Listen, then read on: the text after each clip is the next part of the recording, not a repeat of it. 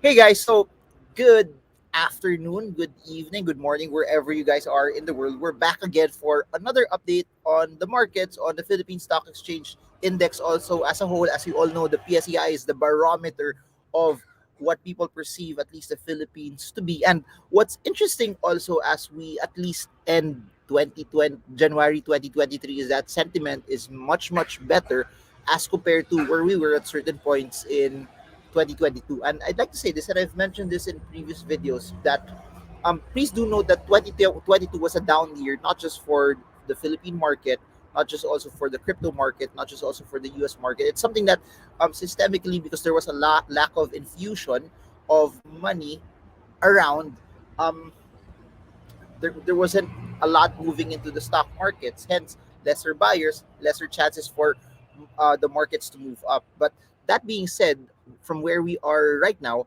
it feels from a sentiment standpoint also that there's lesser amounts of fear in the markets, causing people to buy at a certain price. And let's see how this translates also in the chart. So allow me to show you the at least from a technical analysis standpoint, what's actually going on from a chart perspective. Please do note also from technicals is not really a predictor. It's not also something that will allow you to forecast, but it gives you context on how things are from price, history, and volume as well.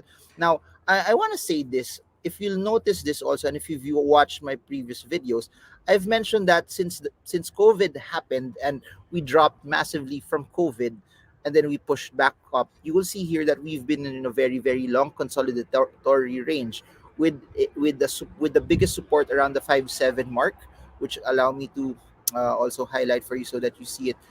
You could also see it. I'll put this around here. You have like a uh, also fix the color so it's more visible. Let's change that to white.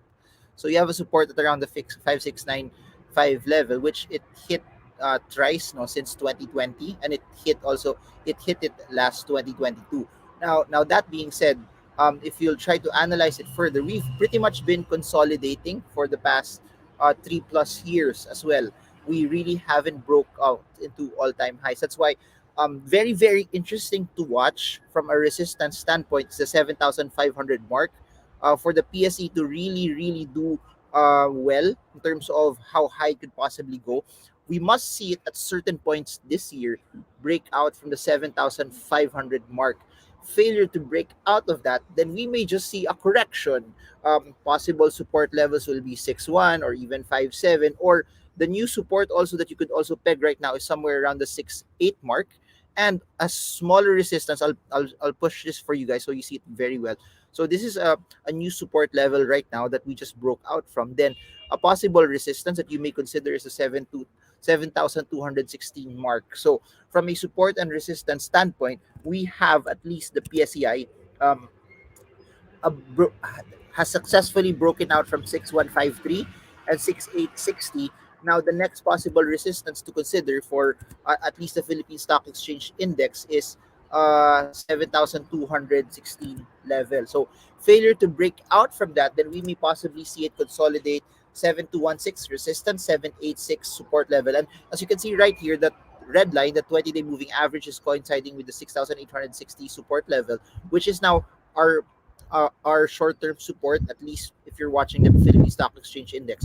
Another thing I want to note is this: MACD is above the zero line cross. As it's above this level, it's continually supporting whatever upward trend that we have right now. So if you're writing notes and you use my videos as a way for you also to be able to uh, jot down and use it as references, number one is from a macro and longer perspective, this year we must see the PSEi breakout of 7,500. Failure to break out from the 7,500 range, then a correction is due. Then we just still remain in a consolidatory level. However, from a MACD perspective, ever since the MACD crossed above the zero line cross, as you can see, somewhere around this area, somewhere around November, it has continued to push up and it hasn't looked back yet.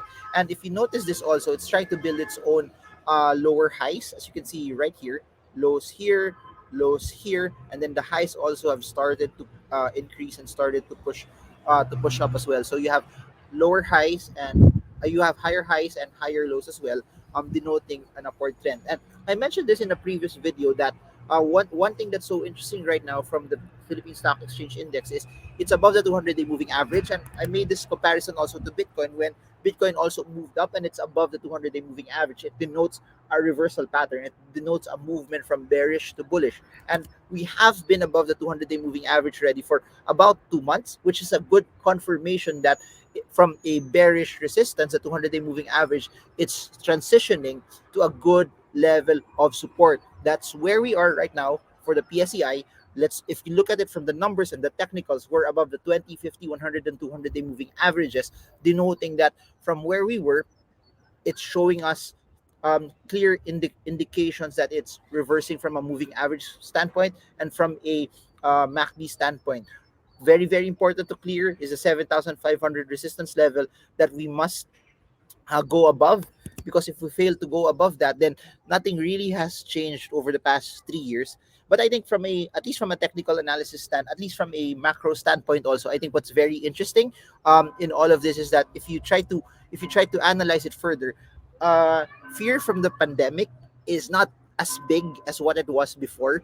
Not a lot of people are scared anymore. People are starting to travel. The economy is starting to open up already, which is very, very good from a standpoint that people are spending more, from a standpoint that other businesses that got hit are doing better already. And a lot of people were scared because of inflation last year. Because of a higher base, we'll probably see better inflation uh, disclosures this year, noting that we're seeing inflation start to subside already. And that being said, it will be a ripple effect on, maybe it stops interest rates going higher. But then again, the BSP at least is following how the US is actually going with their interest rates. And that being said, also though, inflation in the US is weakening also, and it could be a trigger that they stop raising rates, or they bring down rates, and which later on will eventually allow them again to start printing. But I said all of that saying that we may be sideways still. We may have not broken out of the 7,500 moving average yet. However, there's a lot of things that indicates also that we're not also economically the same as where we were in 2020, 2021, and 2022. That things are opening up, things look relatively better also from a economic perspective, and more people are showing signs of confidence as well. Of course, there are fears of a recession, there are fears of a lot of people not knowing what's going to happen in the global economy as well. But that's why we look at the numbers and we get updated on a regular basis, and we see what the charts are for now. So just to summarize everything that I've mentioned in the charts, it's just basically this. We have to break out from the 7,500 level. We have to get out of this 3+ year consolidatory mark. MACD and moving averages are more bullish in nature, indicating that a reverse, indicating or confirming reversal patterns that have occurred already a couple of months ago. So that's it. I'm gonna try to make individual videos of individual stocks. So put it in the comment section below if you guys have any stocks that you want me to talk about as well. We're going to talk about it from a technical analysis point of view. And I guess that's it. If you want to learn more about technical analysis, I've written books about it. You can check it out in the description below. And I also have a webinar that's recorded that you could also enroll into. But I'm actually thinking of doing a live seminar. I don't know if it will be online live, which will be a class of certain people also, or if it will be in a live classroom setting. So I want to know your thoughts if that's something that will appeal to all of you. But I guess that's it for now. I hope that this is something that gave you tremendous value. This is Marvin Germo. I hope this video helps you trade well, trade strong, trade smart. See you all again soon, and God bless you all.